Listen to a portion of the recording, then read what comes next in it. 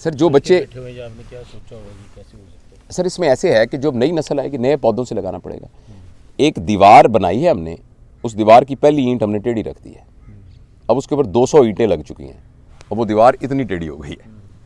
अब इसको तो सहारा ही दे के कुछ गुजारा गिरने से बचा लें। अब तो करना मैं तो हाल आप मुझे कहेंगे बहुत नेगेटिव सोच रहा हूँ और बहुत मायूसी वाली बात कर रहा हूँ। जो 30-40 साल का हो गया है ना, वो पत्थर की सिल बन चुकी है। उसके अंदर से मुजस्समा तराशने के लिए तो बहुत छेड़ियाँ मारनी पड़ेंगी। जो गुंदा हुआ आटा है वो है जो कल हमारे घर में बच्चा पैदा होगा, या जो बच्चे 7 साल से कम हैं। तो लिहाजा ये तो कौमों का बनना तो लॉन्ग टर्म मैनर होता है। हो सकता है कुछ लोग कैपेबल हों जो कि 30 साल के बंदों की भी तरबियत कर सकते हों। मैं अपने आप को टोटली इनकेपेबल समझता हूँ और मेरी अंडरस्टैंडिंग के अंदर बहुत मुझे 40 साल का बंदा चेंज हो सकता है। हो गए थे ना, खालिद बिन वलीद चेंज हो गए थे ना, हज़रत उमर चेंज हो गए थे। मतलब हज़रत उमर ने क्या तलवार से माज़अल्लाह नबी करीम सल्लल्लाहु अलैहि वसल्लम को उसके लिए आए थे। आपकी सोच देखें ना किस एज में जाके चेंज हुई है। हाँ। आप अभी जो आप कॉलेज जी कर रहे हैं, जी जी, तो आपकी भी सोच चेंज हुई है। डेफिनेटली। कभी भी चेंज हो सकती है। लेकिन उसके लिए एक शर्त है कि वो खुद चाहे कि मैं चेंज हूँ। ये फ़र्क है। बच्चे के अंदर इन्वायरमेंट क्रिएट करके आप चेंज कर सकते हैं, बड़े के इन्वायरमेंट के क्रिएट करने से चेंज नहीं होता, बल्कि रिटेलिएट करता है फर्दर। बड़ा चेंज होता है जब वो खुद चाहे कि मैंने चेंज होना है। तो उसके लिए दुआ करनी चाहिए, एक एनवायरनमेंट क्रिएट करना चाहिए, लेजिस्लेशन वैसी बननी चाहिए। लेकिन हम अब ये कर सकते हैं, जैसे इनके इस बच्ची की मैंने ये सबसे वीआईपी मुझे सबसे छोटी ये नज़र आ रही है, असद है, बरा है, इनके ऊपर इनको कहना है कि इंशाल्लाह दे आर पोटेंशियल पेरेंट्स, इनके भी ज़िम्मे अब नेक्स्ट जनरेशन के लिए है। बिल्कुल ऐसे ही है। तो इनको हमने तैयार करना है कि अब ये इंशाल्लाह जैसी माँ बनेंगी, जैसे ये वालिद बनेंगे, जैसे ये इनकी जो नेक्स्ट नस्ल, इनको पेरेंटिंग के बेसिक प्रिंसिपल आते हैं, इनके बच्चे जानेंगे कि पैसे से कुछ नहीं होता, इनको पता लगेगा, तो वो फिर एक नस्ल बनेगी। तो हम तो शायद ना हों यहाँ उस वक्त, लेकिन ये है कि माली नहीं होता, बीज लगा के चला जाता है। तो लेकिन क्या पता वहाँ अगर हमें कुछ पता लगे तो वहाँ बैठ के हम देखें कि जितने हमने बीज लगाए थे उनमें से कितना सायेदार दरख्त निकले हैं और कितने वो निकले हैं। सर इसमें एजुकेशन सिस्टम कितना रिस्पॉन्सिबल है? जी, वन ऑफ द कंपोनेंट है एजुकेशन सिस्टम। और इस वक्त तो ये पाकिस्तान, अब आप कभी देखिएगा, साहिल अदीम साहब हैं, अल्लाह उनको ज़िंदगी दे, आई थिंक वो पाकिस्तान और उम्मत मुसलमान के लिए एक नेमत है। मेरी उनसे पर्सनल कभी मुलाकात नहीं हुई, तो आप उनका सारा काम देखिए। और हमारे जो है सलमान आसिफ सिद्दीकी साहब हैं, और भी बहुत से लोग होंगे। सलमान साहब से मेरा तारुफ याद अल्लाह है, बहुत ही मुझसे, वो उम्र में तो मुझसे छोटे ही होंगे मगर वो बड़ा, मैं उनको अपना वो समझता हूँ। साहिल अदीम साहब से मैं मिलना चाहता हूँ, तो वो बहुत ही मेहनत कर रहे हैं। आप उन जी जी, इस तरह और भी लोग मेहनत कर रहे हैं इक्का दुक्का। तो आपने सवाल क्या किया था मेरे से? हाँ, स्कूल का एजुकेशन। तो उनका ये ख्याल है, मुझे तो इतना पता नहीं है, मगर इन दोनों हजरात का ये ख्याल है कि हमारा जो एजुकेशन सिस्टम है ये रिस्पॉन्सिबल है सारी डिटीरियोरेशन का, इसलिए कि ये एजुकेशन सिस्टम परफेक्टली गियर्ड है आइंस्टाइन को हेड क्लर्क बनाने में, और राबिया बसरी को ना स्कूल की उस्तानी बनाने में। मेरी बात समझ रहे हैं?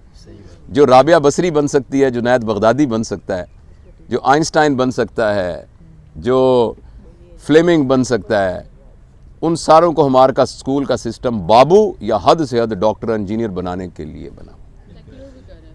हाँ सेकुलर भी कर रहा है। अच्छा, दूसरा मैं आपको एक अर्ज़ करूँ और बात, कि एक ज़माने में जनरेशन गैप होता था 50 साल का, 50 साल का बाप और जो बच्चा अब 5 साल का, उन दोनों के दरमियान जनरेशन गैप होता था, उनका सोच डिफरेंट होती थी। अब जनरेशन गैप होता है 5 साल का। जो बच्चा आपका 10 साल का है ना, उसका 5 साल के बच्चे के साथ जनरेशन गैप है। इसका क्या मतलब है कि आज से 40 साल, जब मैं था 1976 में, जब मैंने 1978 में मैंने एफएससी की है, तो डॉक्टर बनना बहुत ज़रूरी था कि अगले 10 साल के अंदर फिर डॉक्टर बन के आप पर्सनल ग्रोथ भी करेंगे और मुआशरे में करेंगे। अब के ज़माने में टेक्नीशियन बनना अगले 20 साल के प्रॉब्लम को एड्रेस नहीं करेगा। मुआशरे के अंदर 20 साल के बाद पैसे कमाना, रोटी कमाना एक ज़िमनी मसला हो जाएगा। अभी भी ज़िमनी मसला हो गया। कई बच्चे छोटे छोटे हैं, स्कूल के बच्चे हैं, और कहते हैं कितना, मैं 2 लाख रुपए कमाता हूँ। कैसे? मैं आई एम फ्रीलांसर। क्या करते हो? मैं ऑनलाइन करता हूँ, ब्लॉगिंग। क्या करते हैं? बस मैं आर्टिकल लिखता हूँ, पैसे कमाता हूँ। आप यकीन करें, इस दौर के अंदर कुछ अरसे के बाद इन बच्चों के लिए ये कमाना, हाँ शुक्र है मुझे 35,000 रुपये की नौकरी मिल गई है, ये इनके लिए एक ज़िमनी मसला, हंसेंगे इस बात के ऊपर, इनके लिए ज़िमनी मसला हो जाएगा। इनके मसाइल और होंगे, इमोशनल मसाइल होंगे, स्पिरिचुअल मसाइल होंगे। इनको कॉन्फ्लिक्ट रेजोल्यूशन सीखनी पड़ेगी, इनको माशरे के ट्रेंड्स के अंदर जो है ना एंगर मैनेजमेंट सीखनी पड़ेगी, इनको टीम बिल्डिंग सीखनी पड़ेगी, इनको एक एंटरप्रेन्योर, इनके मसाइल और होंगे, रोटी इनका मसला होगा ही नहीं। तो इसलिए टेक्नीशियन, हम अब 90,000 बंदा पंजाब के अंदर अप्लाई करता है डॉक्टर बनने के लिए, और उनके माँ बाप झोलियाँ उठा के दुआएं मांग रहे होते हैं और मन्नतें मांग रहे होते हैं मज़ारों पे जाके, और वो थैलों में पैसे लेके फिर रहे होते हैं कि हमसे ले लें 20 लाख रुपया, 10 लाख एक्स्ट्रा ले लें, मेरे बच्चे को मेडिकल कॉलेज में दाखिला दें। और जब 10 साल के बाद उतनी देर में 2 जनरेशन गैप्स हो चुके होंगे, और ये डॉक्टर, इंजीनियर, टेक्नीशियंस होंगे, ये मिस्त्री हैं, बस मिस्त्री। एक मिस्त्री आपकी प्लम्बिंग करके ना आपका वो ठीक कर देता है टूटी, ये आपका अपेंडिक्स ठीक करने वाला मिस्त्री है, बस that's it. For example social scientist तैयार करने हैं हमने, पॉलिटिशियंस तैयार करने हैं। इस बच्ची को असेंबली में होना चाहिए, मिनिस्टर ऑफ एजुकेशन बने, फिर मसाइल हल होंगे। ये बेसिकली बिजनेस एडवाइजर बने, ये असद, इसको इसके लिए तैयार करना है, ये माशरे के ट्रेंड्स को, टेक्नीशियन थोड़ी तैयार करने हैं। एक सवाल है मेरा, मेरी बेटी है, वो इनकी बहू है, मेरी बहन की बहू है और मेरी बेटी है, यहाँ से बड़ी अच्छी ब्रिलियंट डॉक्टर थी, वहाँ गई, प्लैब किया, सारा इम्तिहान पास पूस कर लिए, और वहाँ वो माशाल्लाह जो भी अभी कल परसों उसका इंटरव्यू हुआ था, कौन सा था अस्पताल? सेंट विंसेंट में, बड़ा प्रेस्टिजियस हॉस्पिटल है, उसका इंटरव्यू अब फ़ोन को सिलेक्ट कर लिया। मैंने उससे पूछा कि बेटा बात सुनो, हर साल प्लैब करके USMLE करके इतने लोग पाकिस्तान, हिंदुस्तान, अरब, अफ्रीका, इन मुल्कों से वहाँ जाते हैं, उनके अपने ब्रिलियंट बच्चे कहाँ जाते हैं? भाई अमेरिका पूरी दुनिया पर रूल करता है, उनके अपने डॉक्टर किधर हैं? वो कहते हैं we stupid that you should become doctor. देखो ना, पढ़ा लिखा, आपने PhD किया हुआ है, तो आप कहती हैं कि 10,000 रुपये में मुलाजमा मिल जाएगी, घर में सफाई करेगी, मैं क्यों सफाई करूं? तो वो कहते हैं क्या है, ऐसे 5,000 यूरो के ऊपर जो है एक डॉक्टर मिल जाएगा, तो हमें क्या ज़रूरत है इलाज करने की? उनके लोग नहीं करते। तो ये जो टेक्नीशियनों वाला काम है ना, ये कुछ अरसे के बाद बस उस टेक्नीशियन में फ़र्क है। तो अब ये हमने नस्ल को तैयार करना है, अगली नस्ल को, और हमारा स्कूल सिस्टम ये तैयार नहीं कर रहा। आप में से कितने लोग स्कूल से ताल्लुक़ है? मिसबा, आप भी, आपका भी स्कूल है। आपका स्कूल कौन सा, हाई स्कूल है, प्राइमरी कैसा है? स्मार्ट स्कूल, हाई स्कूल है। आपके स्कूल में मैं वालिद हूँ और मैं अपने बच्चे को दाखिल करवाने आया हूँ, आप मैडम है, मैंने कहा मैडम ये मेरा बच्चा आपके हवाले, आपकी मैंने बड़ी तरफ से, बच्चे के जहन में क्या है, आपके जहन में क्या है, मेरे जहन में क्या है ना, आप मेरे जहन में है कि मेरा बच्चा जो है ना, उसके किसी तरीके से नंबर आ जाएँ 1100 में से, कोई 1100 से 2-4 कम हो, लेकिन बेहतर है 1111 ही आए। और आपके जहन में यह है कि मैं इस पर किस तरीके से ग्रेड बेहतर करूं, क्योंकि उसके बाद मैं अपने स्कूल के बाहर एक बड़ा सा बोर्ड लगाऊंगी और उसमें चक्री लगाऊंगी, आवर स्टार्स, सक्सेस स्टार्स, फलाने हमारे 15 बच्चे स्टार हुए। और बच्चे के जहन में भी यही है। इस सारे के अंदर किसके जहन में यह है कि मुझे अल्लाह पाक ने उस पोटेंशियल के साथ पैदा किया है, जिस पोटेंशियल के साथ दुनिया का कोई भी इंसान पैदा हुआ था, मैंने अपने उस पोटेंशियल को वो करना है, और बच्चे में वो था, होता है बिल्कुल, वो था। यानी आपको एक शाहबाज दे दिया हमने, आपने बिस्मिल्लाह करके पहले दिन उसका पर काटा, और फिर दूसरा पर काटा, फिर एक दफ़ा उसको ना उड़ने वाला परिंदा बनाया, फिर आपने कहा नहीं उड़, ये क्या बात हुई, ये चल क्यों रहा है, फिर आपने उसकी टांगें काटी, फिर उसको कहा कि तुम रेंगने वाले कीड़े बनो। ये देखिए, ये बहुत मैं सख्त बात कर रहा हूँ, मगर this is what our education system is doing. ये दोनों हमारे जो दोस्त हैं ना, बड़े एक्सपर्ट हैं, ये कहते हैं 7 साल तक बच्चे की होम स्कूलिंग होनी चाहिए। 7 साल तक बच्चे के लिए ये अहम है ही नहीं कि मीम का सिरा तीसरी लाइन के ऊपर है कि नीचे है, हम सबसे पहले टी को सही तरीके से काटा है कि नहीं काटा है। पहले ऐसे ही था ना, पहले तो 7 से हाँ जी, बच्चा स्कूल जाता, मतलब है आई गो के साथ ही के साथ गोज लिखा कि नहीं लिखा। और जो है ना, वो जो जॉइंट लैंग्वेज के अंदर ये बताओ कि आई को जब जोड़ा था तो लाइन से नीचे था कि लाइन से ऊपर था, और ये बताओ कि तुम्हें 5 सेकंड में ये कह सकते हो this is my hair, this is my eyes, this is my nose, this is my tongue, this is my lip, this is my hand. दुआए कुनूत आती है कि नहीं 3 साल के बच्चे को? 6 के 6 कलमे याद हैं कि नहीं याद हैं? ये इस बच्चे का प्रॉब्लम नहीं है 7 साल का। देखिए 7 साल के बच्चे का ज़रूरत है उसकी कैपेसिटी को ग्रो करना। जब बच्चा पैदा होता है उसका ब्रेन ग्रो नहीं कर रहा होता, उसके ब्रेन के 2 अहम पार्ट ग्रो नहीं किए होते, एक उसका frontal lobe pre frontal gyrus और एक उसका पॉन्स लैटरल हिस्सा।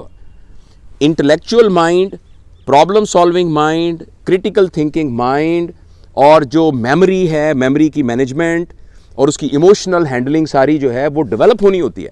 इमोशन का अमिगडला एक होता है पोर्शन, अमिगडला का जो कॉर्टेक्स के साथ और क्रिटिकल थिंकिंग के साथ लिंक डेवलप होना होता है, ये भी होना होता है।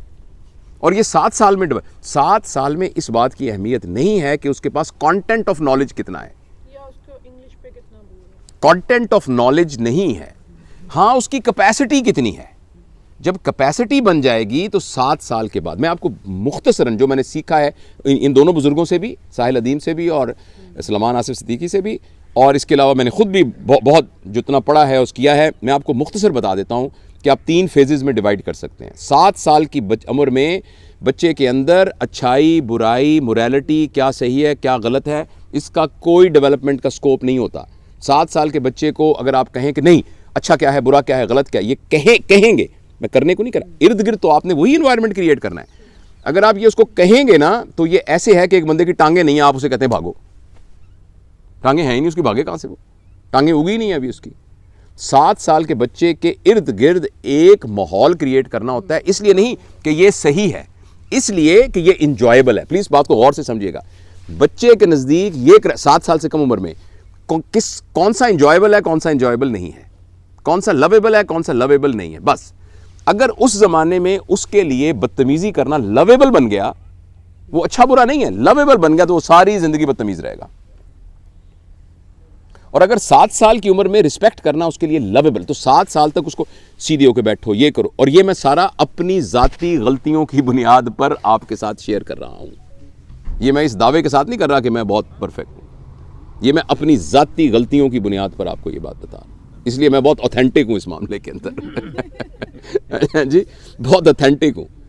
7 साल की उम्र तक बच्चों के अंदर सही गलत नहीं होता, हाँ लवेबल नॉन। पेरेंट्स का कमाल यह है कि जो सही है उसको लवेबल बना के इर्द गिर्द प्रेजेंट के। आपके नज़दीक नमाज पढ़ना सही है ना, तो आप नमाज को लवेबल बनाकर उसके आगे पढ़े। बच्चा स्कूल में क्यों नहीं पढ़ता, क्यों नहीं, पढ़ो पढ़ो पढ़ो पढ़ो, देखना आप स्कूल में पढ़ाती हैं, बैठी हैं पढ़ रहे हैं सारे, एयर कंडीशन लगा हुआ है, पढ़ रहे हैं, वो नहीं पढ़ रहा, यूं पढ़ रहा है, यूं कर रहा है, पढ़ते क्यों नहीं, देखते अचानक घंटी बजी, सॉरी, धूप के अंदर नंगे पांव भागे फिर रहे, because that is lovable, this is not lovable. अगर हम वहीं पे क्लास लेंगे तो बच्चों के लिए वो environment एनीवे यानी कुछ भी आपने बच्चे को नमाजी बनाना है ना, तो आप नमाज को लवेबल इवेंट बना दें, तो बच्चे के अंदर वो अच्छा 7 साल की उम्र जब गुजर जाएगी, अब आपकी रिस्पॉन्सिबिलिटी चेंज हो जाएगी। अब उस बच्चे के अंदर मोरालिटी डेवलप करनी है, आपने सही और गलत बताना है, सजा और जजा का कॉन्सेप्ट देना है। 7 साल से पहले का एक थप्पड़ लगा हुआ हो सकता है उसकी सारी जिंदगी को स्पॉइल करते। एक थप्पड़ सॉरी, मेरी बात समझ रही हैं आप? 7 साल के बाद एक ट्रांसफ्यूजन आती, अब उसका कैपेसिटी बन गई सारी, जितनी बड़ी उसकी यानी कमरे का साइज था वो बन गया है। अब आपने फर्नीचर रखना शुरू करना है पहले फर्नीचर ने, अब इतने से कमरे में फर्नीचर रखना शुरू कर देती हैं, अब सोफा भी रख दिया, वो क्या बनेगा। अच्छा 7 साल की उम्र के बाद फिर एक पैटर्न, उसके बाद अब आपने उसके अंदर एक मोरालिटी, अब वो अच्छा उसमें बच्चे के अंदर एक चेंज आएगी, बच्चा आपसे सवाल पूछेगा, और अगर आपके रिलेशन उससे बहुत स्ट्रांग है तो हो सकता है 7 से पहले भी।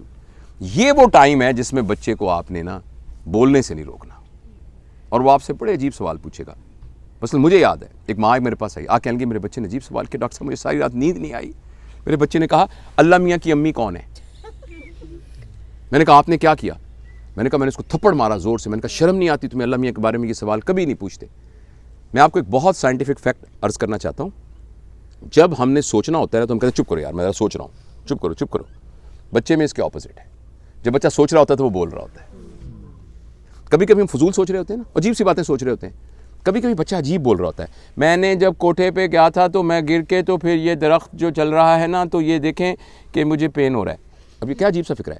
मैं आपको यकीन दिलाता हूँ इस उम्र में और आपकी उम्र में आप जो कुछ सोच रहे हैं, अगर आप उसको बोलना शुरू कर दें तो वो फिक्रा इससे मुख्तलिफ नहीं होगा। हम जो कुछ सोच रहे होते हैं ना, अगर हम उसको वर्बलाइज करें तो वो इसी तरह के मुहमिल फिक्रे होंगे। क्यों ऐसा करते हैं? और उनके ब्रेन डेवलप नहीं हुआ होता ना, अभी ब्रेन की डेवलपमेंट के अंदर ये हो रहा होता है। इस मौके जब बच्चा बोल रहा है ना और आपने कहा चुप करो, तो आपने ये नहीं कहा कि आवाज मत निकालो, आपने कहा है सोचो मत। और ये 7 साल से तकरीबन 10 साल की उम्र में उसको या सोचने वाला ब्रेन बन जाएगा या ये कहने वाला बन जाएगा कि मैंने नहीं सोचना।